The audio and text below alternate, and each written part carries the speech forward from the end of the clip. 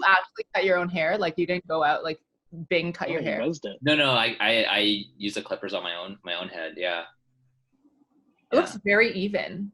Like it looks well, if you saw the back, I think you would see some uneven, but like I can see what's going on here, right? It's not too bad. Good thing we're all remote now. It's true.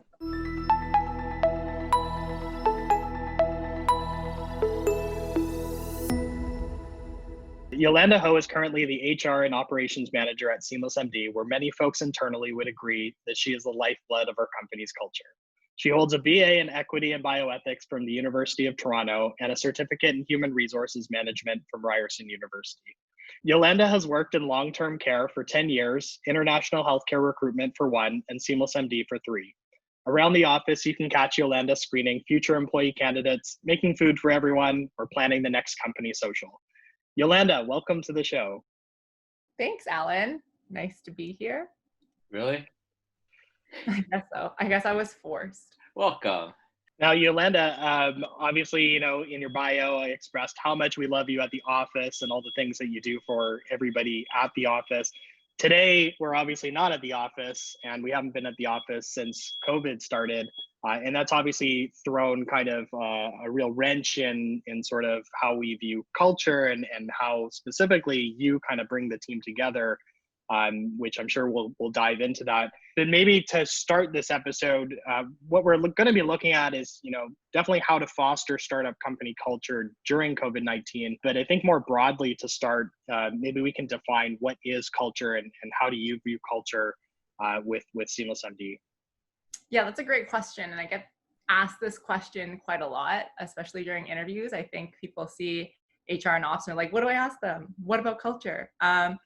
For me personally, I think culture has been thrown around in the startup community to be defined as something that's like very specific. So I've never worked in a startup before Seamless, and from working here for the past 3 years, I see a lot of companies define startup culture like with ping-pong tables and like beer Fridays, and we're super cool and we're really in the tech scene. But I think for Seamless, our culture is really a combination of all of our team members kind of blending together and working towards a common goal. So an analogy that I kind of made up in my mind is if you've ever been in like a choir or a band, like I was in both because I was a nerd. Everyone who's in choir or in band, like you're from different backgrounds, right? So you don't have a lot of cool kids. It's not all cool kids, they're all nerds or whatever, but you're all working towards a common goal, which is,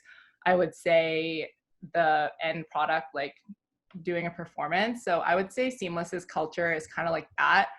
We're a bunch of completely different people with different working styles and different personalities that like all have the common goal of creating an end product that's pretty fantastic. So I would probably define culture for us as how we work together and how we create like the best possible environment for each other and accept all the different types of people that come in to the company. Yeah, I like that. So it's kind of like these complementary skill sets and backgrounds, and that diversity kind of added together is what makes up the culture of SeamlessMD. Josh, I know you have a specific or maybe a bit more specific definition of culture that you've kind of always been operating from. Do you want to cover that? Yeah, and to be honest, like, I when I was thinking about like this podcast for today, I was even Googling around like how do different people define culture, because I don't think there's a lot like really like universal definition for like what is company culture in general. And like the one that like I found that I think like resonated with me the most is this idea that a company's culture is kind of the behaviors and values that the company like chooses to live and act by. And like to Yolanda's point, like when you're bringing people together, we have this term like culture fit, where like generally the people who join Seamless have values or believe in certain behaviors or principles that everyone else in the company generally does. Otherwise, like you wouldn't feel good about the interview, like on both sides, right? I think there's a couple of things that that like we hold dear in the culture of the company. And it's like one that, like, you know, we promote a lot is like, we have these 3 operating principles of, you know, speed, simplicity, and customer centricity. So things like, you know, speed being progress is better than perfect. Better to move quickly than spend, you know, hours and hours overthinking something, knowing that we can course correct. Simplicity being about making it easy for the team to be at its best, making it easy for our customers to buy, use our product and grow with us. And then customer centricity, which is about always making decisions or acting as if our customers were in the room with us. So that way we're putting them first. And so I think a lot of people who identify with that fit really well here. And I think there's a few other things I always think about in terms of like who ends up being a really good fit here. It's people who, you know, are super mission driven. I mean, Yolanda touched on like everyone who's like, who really cares about the end product. I think everyone here is generally pulled to this idea of, you know, helping patients get the right care at the right time. Even if you're not from the healthcare world, I think people who come here just really, really care about the mission, the social mission of the company. And I think that like there's all these like those parts of the culture that really form the DNA. And I don't think there's like a right or wrong culture. Like I don't think every company should have the same culture. I think you kind of have to just like find like almost like the right family that your values and behaviors just fit really, really well in. And I think that if you kind of bring people in who are almost like too different in values, that's when trouble happens. But if you're all kind of on the same page as a family, I think like really, really magical things happen. I think probably what, you know, Yolanda really focused on is how do we like kind of keep that family culture here, like grow it, like evolve it, but don't like, you know, skew it. Yeah. Mm-hmm. I think what's the best part about Seamless is, despite how different each individual is, the fact, and exactly what you said, because we all believe in the same, you know, mission and values, we kind of adapt and grow our culture as different people join the team. So the best part about Seamless's culture, I think, is the fact that we see each addition of the team as like a new like add to our culture, you know, like what can you bring to the team? Because we're all so excited about, you know, healthcare and patient-centered care. And just an exciting opportunity to always be growing together, and our culture isn't just one thing. And yeah. Mm-hmm. I like that. And, you know, in addition to this kind of like ever growing culture and the different people that we're adding into the mix, and it's kind of this, you know, cultural mixing pot of different ideas and values that kind of are all in the same wavelength. Keeping with that, Yolanda, a big thing that you do with the company is kind of engage in these sort of almost like common rituals to somewhat maintain kind of a balance as the company grows. And, you know, every company has rituals of different kinds, like regular activities that the company will do together. Are you able to talk about some of the main kind of rituals that SeamlessMD has and that we always kind of partake in as a team together? Yeah, for sure. So every Monday we have a Monday All Hands, which includes, you know, company updates, and we get to hear all about patient stories. So it's really important to us to actually hear from the patients that use our product to get that both positive and constructive feedback on areas we need to improve on. And that's also an opportunity for all of us to be together, especially now that we're remote. So we have Monday All Hands, and we also get to do shout outs during that time as well.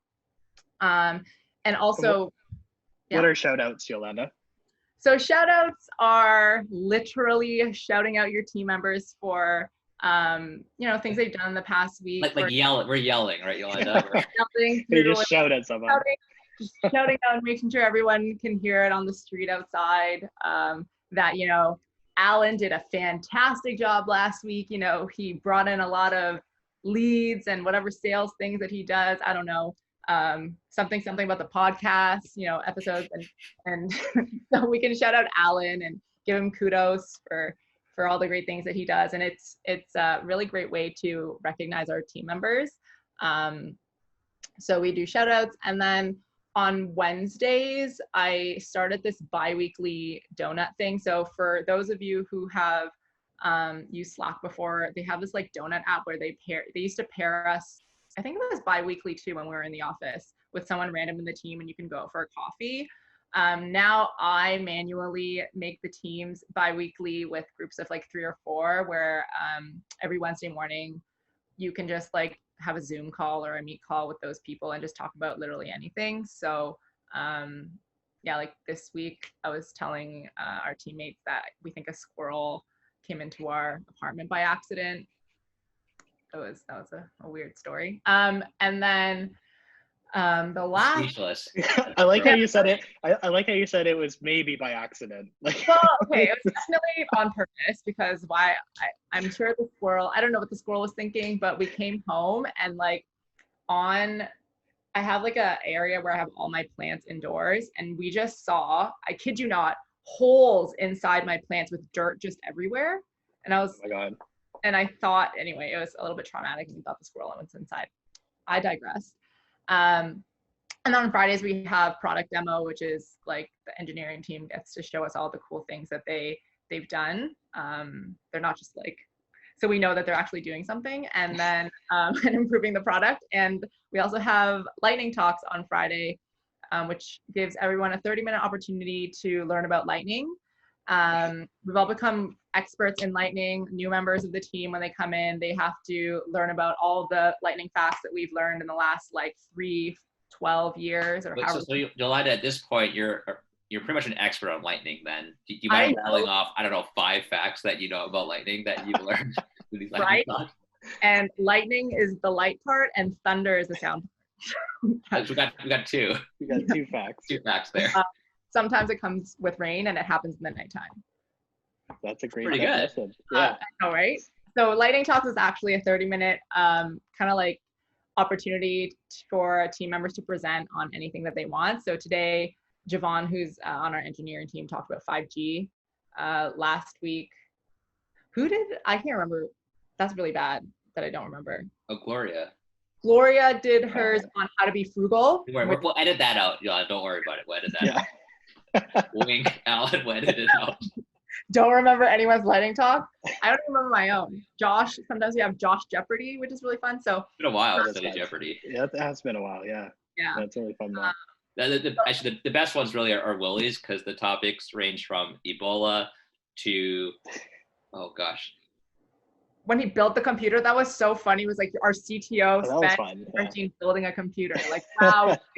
The best Willie one is where he showed up and he said, yeah, I don't have anything planned, but I'm taking everyone for ice cream or something. Or something. Yeah. I wasn't doing that. Yeah, that was back in the day. Yeah. Actually, and that was fun because lightning talks, back in the day we were in kind of one room together, and it was a little tiny office, and it was crowded and everybody was there. But lightning talks kind of made it fun because it was, everybody stops working. It's the end of the day on Friday. I think at that time it was maybe like 3:30 or 4 o'clock or something.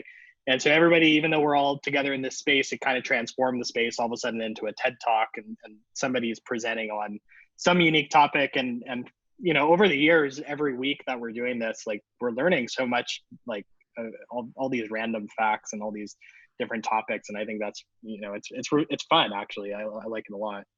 I think the best part about it is when you work with a team member or like your team, you don't actually know that much about their other interests. So when you give someone an opportunity to talk about anything for 30 minutes, you're like, wow, you know how to do, like, this, like, you're not just Alan, you're not just doing sales all day or editing or whatever. Well, actually it was kind of obvious when you did yours about cameras and stuff, like, oh wow, Alan knows about cameras. Like, camera, film coloring. I think I did one once on like just my top Netflix shows. Yeah. That was a good one. I was like, here's my Netflix shows. Yeah, those are always the last minute lightning talks. Like, oh shoot, it's my week. I don't have anything planned. Let me just tell them what shows I like. Yeah. It's okay. That's my Jeopardy, Alan. Right. Yeah. No, Jeopardy takes planning. That's good.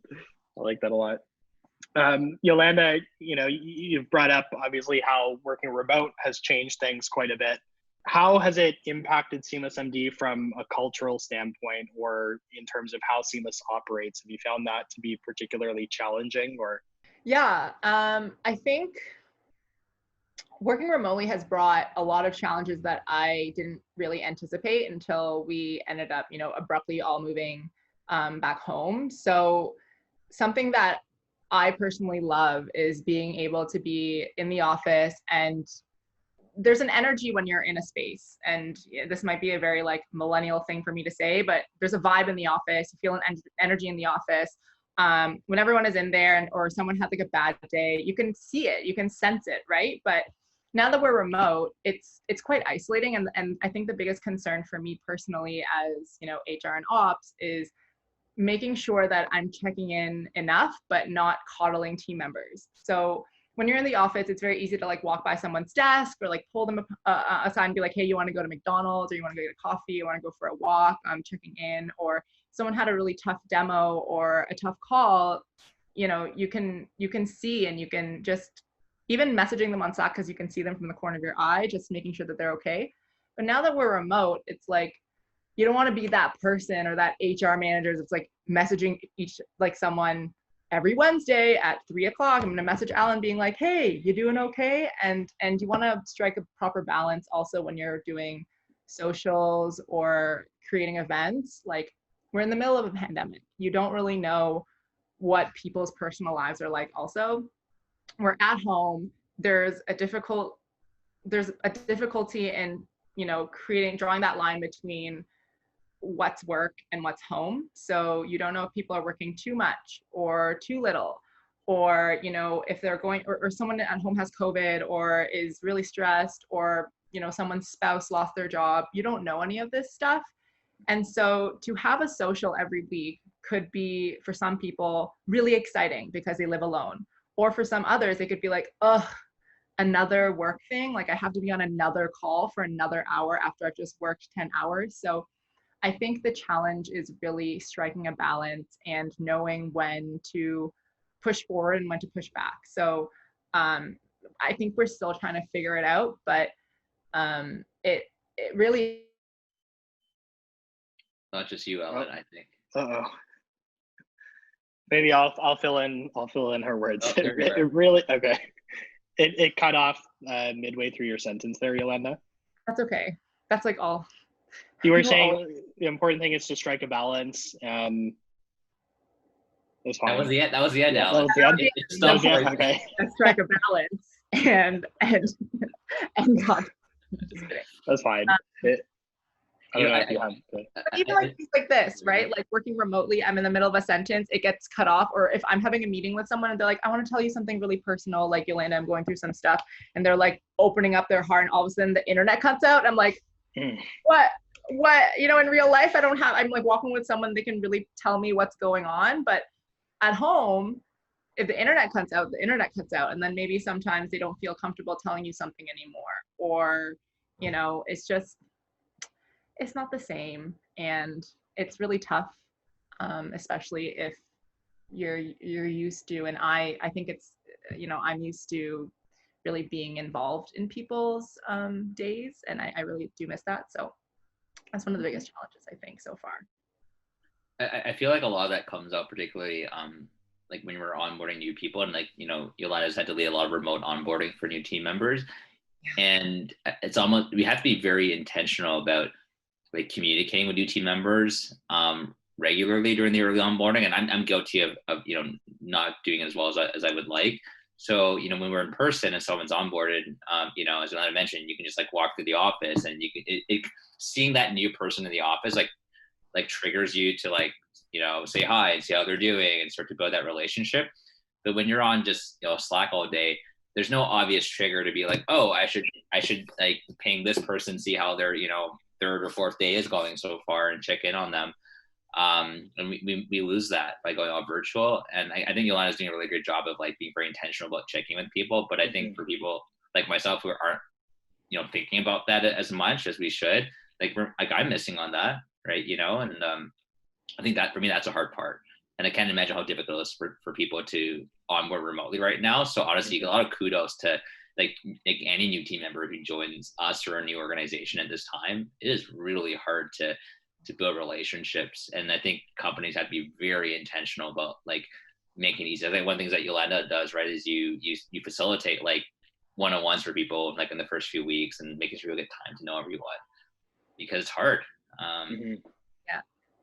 Yeah. And sorry, I was going to say, you also don't know if like on the flip side, I think it's better to maybe over communicate in the first few weeks than under communicate. I think we're really blessed to have a team that does actively check in on the new team members in their department. So, I mean, fingers crossed they do that, but yeah, you know. Well, since we're monitoring everyone's, communication, we know who's checking in right now. I'm kidding, we don't do that. Don't expose me. No, I'm just kidding. No, that's why we paid for the enterprise version of Slack, right? Yolanda? No, I'm just kidding. That's great. Yolanda, one thing that I really admire about, something since you've joined the team is there's definitely been an emphasis on diversity and inclusion in the company's culture. And, you look around, when we were at the office, you would look around the room and you'd realize that, for, let's say, like genders, for instance, it was a whole mix. It wasn't like, a male dominated company or anything like that. And I think that extends even to, for instance, like the board and all the hires. And so I'm curious, how do you view diversity and inclusion when you're looking at hiring and when you're thinking about hiring? Yeah, that's a great question. And I know it's a really hot topic right now for a lot of companies and, HR and people ops people. Wow.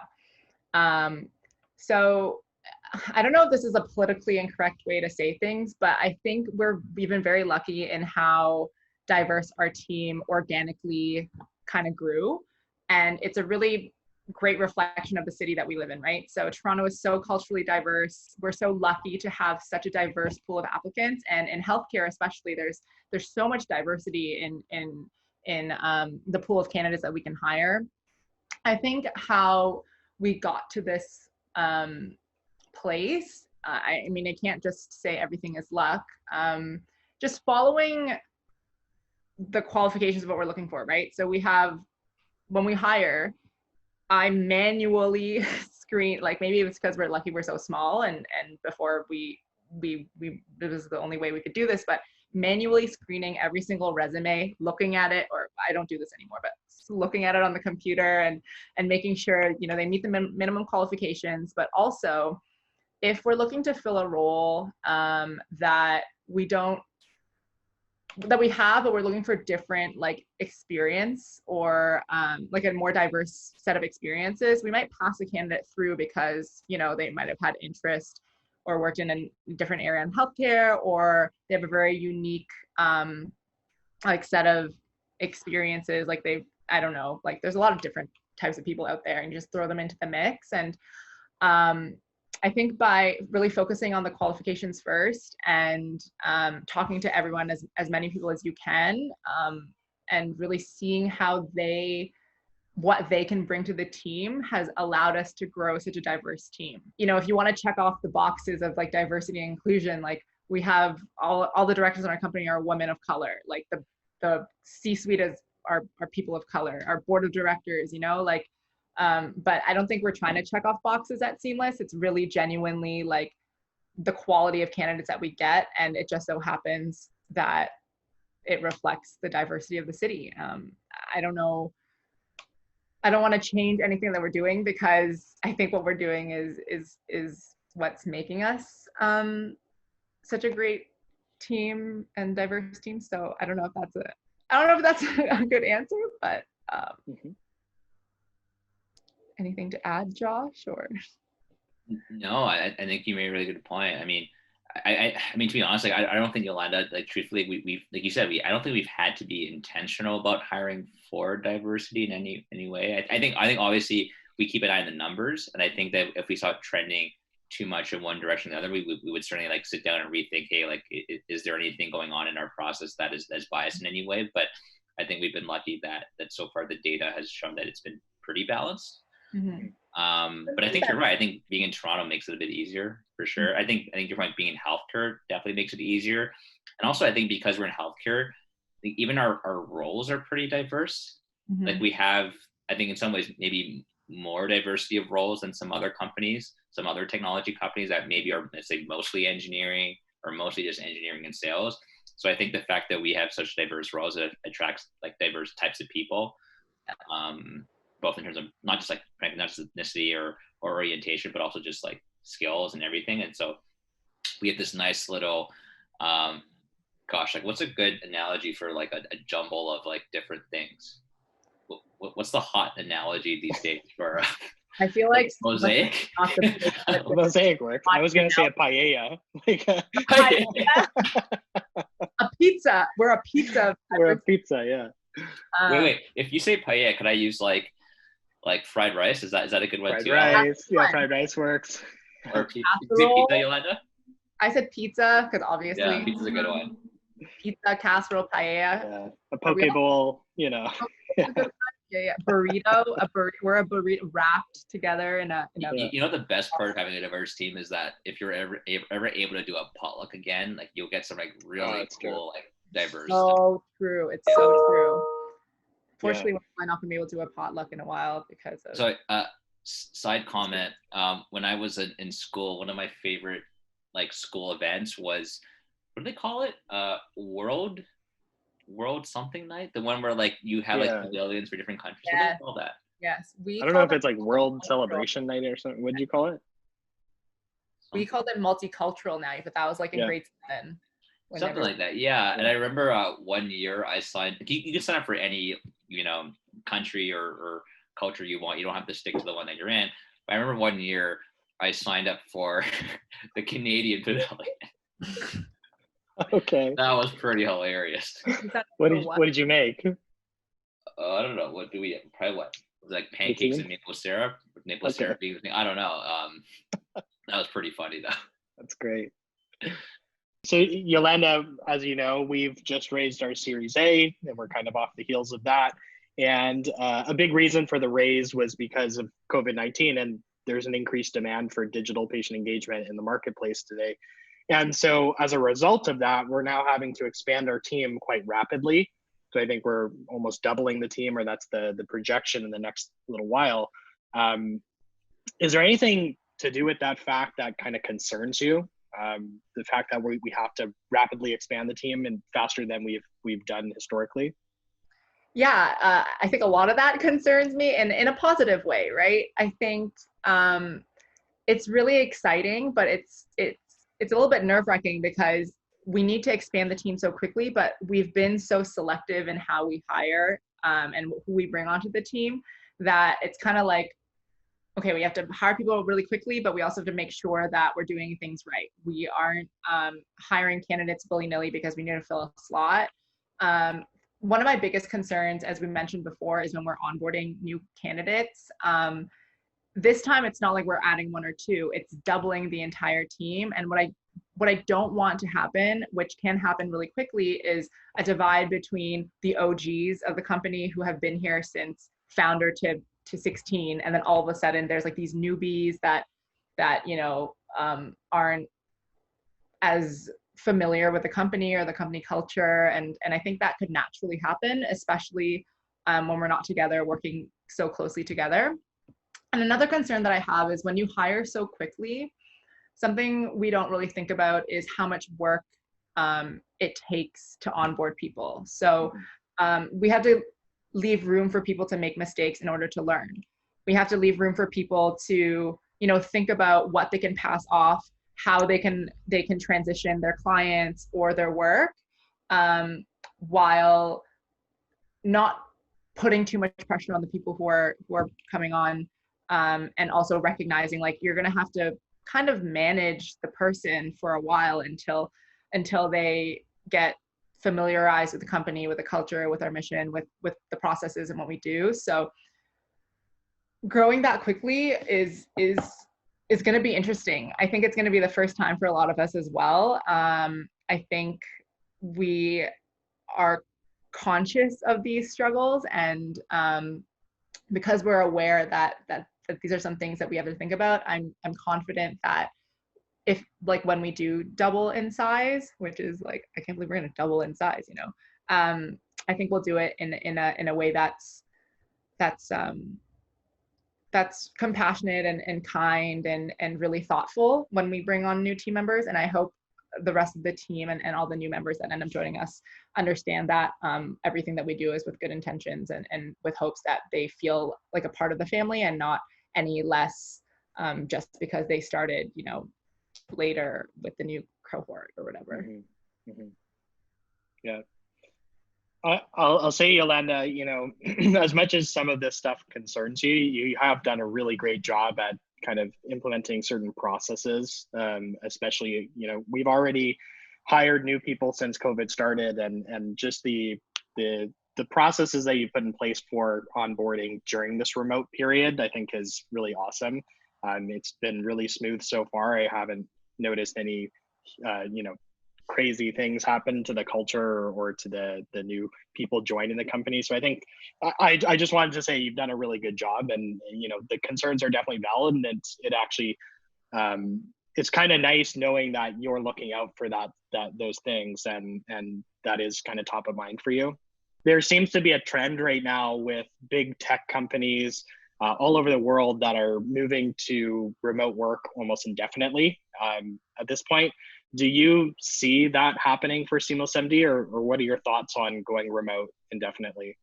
Yeah, this might be a little bit like controversial, but I would hate it if we went remote indefinitely. Funnily enough, Seamless, and with obviously I'm really happy that Josh and I are on the same page. We're actually in the process of signing on a new office space that's double in size, actually. So we're doing the opposite of what a lot of tech companies are doing. And I'll tell you why. It's because of all of the points that we were talking about before, right? Like, what's really important to me and to us, and I think to our team, is the opportunity to be able, just having the option of going in person and being together. Maybe it's once a week, maybe it's 3 times a week. We're not saying that you have to be in the office every single day, but I think having in-person interactions are incredibly, incredibly important to foster and maintain a positive work culture and work environment. It's so easy to misinterpret messages or meetings, even if it's through a video call. Like, I can have a difficult conversation with Josh like in person, and I could feel really, really horrible about it. But if we were in person, he could probably sense, or maybe like, hey, Yolanda, like, you want to go for a walk and like talk about it later? Or like, I think my message may have sounded a little bit aggressive. My intention wasn't that, like, clarifying things, because you know how Josh is so aggressive all the time, always saying, never editing out. But I just think communication is easier in person, fostering the cultures that are in person. Reading the room is easier when you're in person, and getting to know each other is just easier in person. So that was the long answer. The short answer is just no, we're not going to go remote. I don't think. Personally, I don't think it works for Seamless. So yeah, and I think there's definitely been a lot of debate about this online, and I think one of the things that I've learned, being in this company for so many years is, and also like learning about other companies and organizations, there's no like one right way to build an organization, and what ends up being right for one company might not be right for another company. Every company is just different. I mean, even on this topic, I think like Netflix was very big on office is important, and that's not going away. And in fact, I think they're one of the companies that just started buying up more office space lately. And there's companies, I think, like, was it Microsoft, for example, and then Shopify, that gone, I think, both fully remote now, or they've announced it, in the last few months or recently. And I don't think there's a right or wrong answer. I think just depending on the culture and the needs of the organization, some need an office and are investing in, others are saying, you know what, like, we want to go fully remote. And I think, to Yolanda's point, at least right now, it feels like, at least for me, I think a hybrid, at least for now, like, makes the most sense. I think, to Yolanda's point, I don't think we're going to go back anytime soon to seeing, people in the office like 5 days a week. But I don't think it's unlikely that we will see people come into the office, maybe like once, twice, 3 times a week, and then work remotely the rest of the week. Even if like the pandemic, is cleared and there's like a successful vaccine, everyone's fine. I still think a hybrid is going to be more common long term, and I think that's probably going to be a good thing for most organizations. And then I also, I mean, as much as I'd like to believe that you can do everything remote, I just feel like for the type of work that we do, that human component, and maybe it's a healthcare thing, maybe it's the fact that like all our customers can't go remote because they're in hospitals all day, right? But but there's a human element to, I think, the culture of the company where even if it's just like 1 or 2 days a week, I think that ends up making a really positive impact on the team here to be able to have that opportunity to interact. Now, I think we've been very successful working remotely, like almost exclusively for the past like 6-7 months.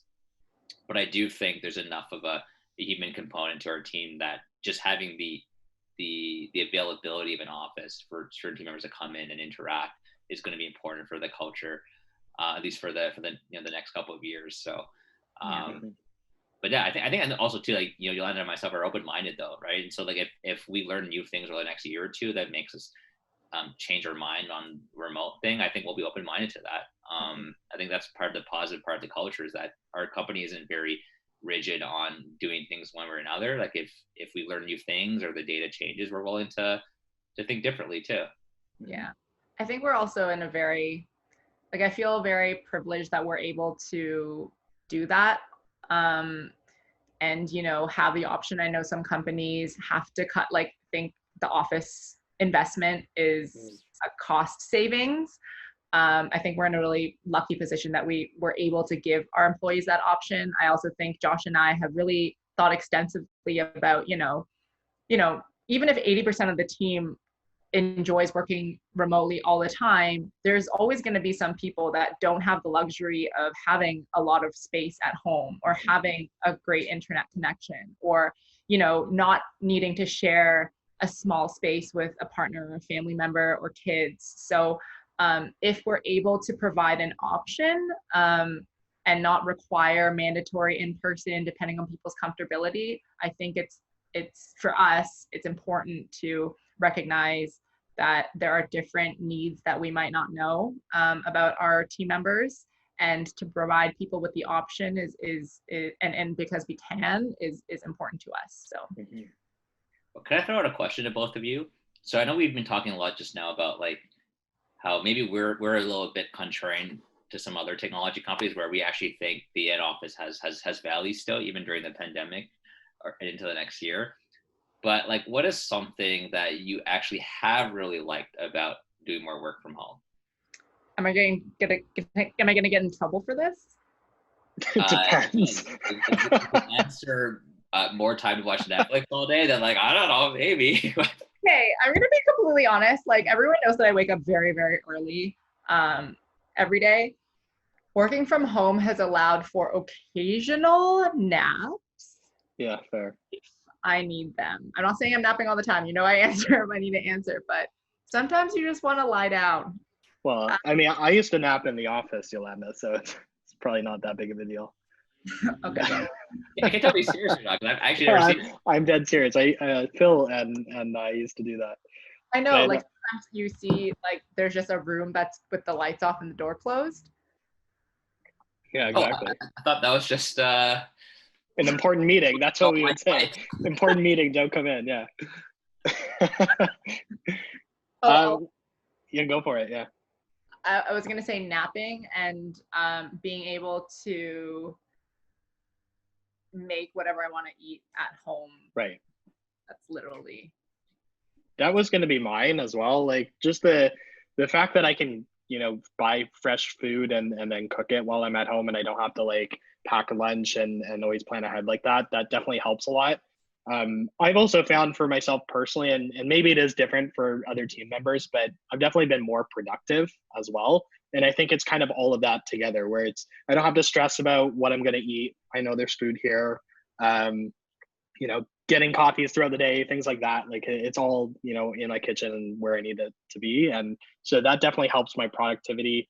The downside to it, and I know we've touched on it already, but maybe that work-life balance, it's a little bit fuzzy, and there's definitely a gray area.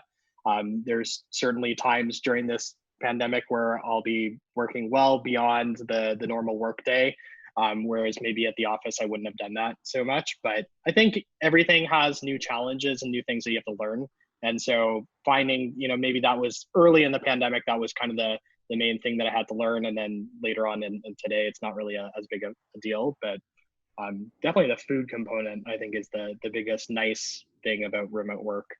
Yeah, I think for me too, the food, for me, particularly the coffee, so Alan, actually, you're talking about your Nespresso. I got an espresso couple months ago. The same one, like the virtual or whatever it is. Hey, by the way, that's an advertisement, so hopefully we're gonna tag them. Sponsored content. So yeah, definitely the coffee and the food. And I think, like, for me and Alan, I think you can appreciate this too. Like, Alan and I, typically done a lot of traveling, a lot of flights. Oh yeah. So honestly, it's kind of nice that, like, we're not hopping on a plane every week, and also, like, I really appreciate the fact that a lot of our customers and hospitals have really adopted, Zoom in general the way we have. And the fact, and I'm sure they appreciate too, like, the fact that we don't have to, like, travel for like an hour, ride just for like a 30-minute meeting. It's kind of nice, Now it's not nice, like you said, like when like the internet cuts out and like people freeze, but when that doesn't happen, it's pretty good. Kind of like that. Yeah. Remote working. Yeah, I think part of my hope / what I think will happen is that even if things open up again and we could travel more, and I think we will at some point, of course, but I think more and more of our hospital partners are going to say, hey, you know what, like, this video thing is pretty good. You don't have to fly here just for this 1 hour meeting. Like, let's just do it on Zoom. That's okay. Maybe come once a year, but don't maybe come like 4 times a year just for a 1 hour chat. Yep. I think that will happen a lot. Definitely. Yeah, I agree. Saving that money. Wait, so Alan, if things open up again, how are we gonna do the podcast? Like, are we gonna sit in like 3 different rooms in the office and do this, or? I was even thinking about that. Yeah, I mean, I'm completely impartial to it. I think there was one episode where I was in the office, and so it was different. But I was thinking kind of like a Joe Rogan, where it's in the same room. Josh and I are actually like next to each other, but talking with each other. The remote guest. How do you make it look in the Zoom? Do you have like just 2 windows then? Yeah, that's a good question. Yeah, I guess that's the way you would do it. You'd have a Zoom open, and then we'd be talking to a TV. So like that. These are important questions. Things to think about. Yeah, these are good. All right, so just looking at the time, Yolanda, we want to wrap this up. Something I always say this is something new. We've started. It's not new. Every time we have a guest on the show, we have what we call a lightning round. It was new at some point. It was new. Once upon a time, it was new. And actually, I kind of just clicked this together in my head now. We have lightning talks every Friday. That's why we called this the lightning round. I just made sense of that right now. So anyways, Yolanda, this lightning round, basically, I'm going to ask 5 questions, and you can answer them as concisely as you like. Let's get into it. So number 1 question, do you have a favorite book or book that you've gifted the most? Book that I've gifted or that I've gotten as a gift? Book that you've gifted, or just a favorite book, or just pick any book. I could answer the question. So I actually have 2 of my all-time favorite books. So I'm sorry, I have to pick 2. The first one is In the Realm of Hungry Ghosts by Dr. Gabor Mate.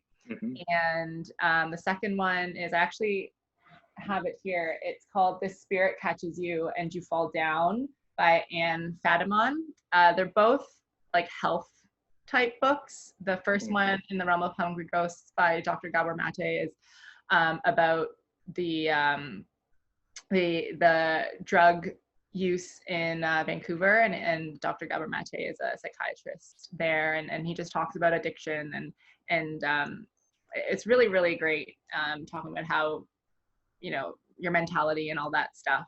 It's a pretty great read. And the second one, it talks about the American healthcare industry and how different cultures and different cultural perceptions and understandings of health and medicine really impact, people and the choices that you make, and not everything is science and not everything we have an answer for. So pretty great books. I know the first one. I'll check out that second one. That one's really good. Yeah. Second question, who is a person, either dead or alive, who you'd love to meet? So I had, this is a tough one. This sounds kind of stupid, but I used to go to church a lot, and it wasn't until recently that it really clicked in that Jesus Christ was a real person. So I think I would like to meet either Jesus Christ or Abraham or like Buddha, any of the major figures that have shaped the major religions that happened in the world. I want to talk to the person that like people worship or talk about, just to see what they think. Like, did you know that you're going to create this huge religion that's a lot of people follow? Who knows? It'd be great. Alan, Yolanda's answer just actually gave me an idea for like a new future lightning round question. Yeah. So like imagine there was a time machine and you could go back and live maybe for like a week at any year and like geography and the history of time. Like what year and where would you want to spend a week at? That's a good question. Yeah, thank you. Yeah. Inspired by you, Yolanda. I'm like, oh yeah, you go back and you could live like when Jesus lived, or I mean, who knows what else someone else wants to live in, but yeah. Great question. I have an answer to that too. What's your answer? Oh, this is really colored by the TV show that I just finished last night. Some of you may know it. It's called Rome. We just finished both seasons of Rome, and I know it was extremely violent and it was a very, very intensely violent time. But I would want to go back to that era, just to see what's up, I guess. Thanks, Alan. You're like, okay. You'd probably get killed. Oh, it's great. I'm just wondering, how would they treat you back then in Rome? But in Rome? Is she not Roman to you? Yeah, that's a good one. There's a question. Who do you think in our company would be most likely to be the person who says, I'm gonna go back like a year ago and like change something about my life? Like some people will do what you like. Interesting. Go back in history. Right. Like, I'm gonna go back 1 year ago and do something different. Like there's two ways to look at the question, right? Yeah. One is selfish and the other is, I guess, a bit more selfless. Like the initial one that came to my head was like, oh, Nazi Germany and like take out Hitler. But the hero. Like I'd go back to last year when I don't know. I go back to an hour ago and just like do this entire podcast differently. Ouch. That's hurtful, Josh. I didn't know. I didn't. It's better. This is what Josh actually means. Just like, Yolanda, you're the worst guest that we've had. I wish we could go back an hour so we could read. No, we're gonna ask somebody else. You know what's funny though? Like I would have a problem with that question. Like I'm the kind of person where I would spend 30 minutes like on Netflix trying to pick what I wanted to watch. So if you gave me a time machine, I would spend like days being like, oh gosh, what time? That's true. That's true. Yeah, thinking of the time machine options as a Netflix option, like, yeah. I'd be terrible. I wouldn't go anywhere. That's great. All right, question number 3, Yolanda. Do you have a favorite food? And if so, what is it? Okay, those who know me obviously know that it's pizza. I don't know you, apparently. What do you think of me? I literally don't. It's because Josh doesn't follow me on my social media, but I love pizza. I think I eat pizza probably like at least once a month, and it's like the whole week. Like you order one pizza and you eat it all week. So I eat 7 days a month. I eat pizza. That's good. You said 1 month, and I was thinking that's not that bad actually. That's pretty. Like I probably get it about once a month, but for the whole week, that's a different story. Yeah. I don't waste. You don't order a whole pizza and then waste the whole thing. So sometimes you order 2. Wait, do you always order from the same place? Like, do you have a favorite like pizza place, or do you just kind of like randomly? Where was it? Where? 100%. I'm gonna get judged for this, and I don't care. I love pizza. Oh, every single person that I've told, I will stand by. It's consistent. They have the best creamy garlic dipping sauce. Consistently bad.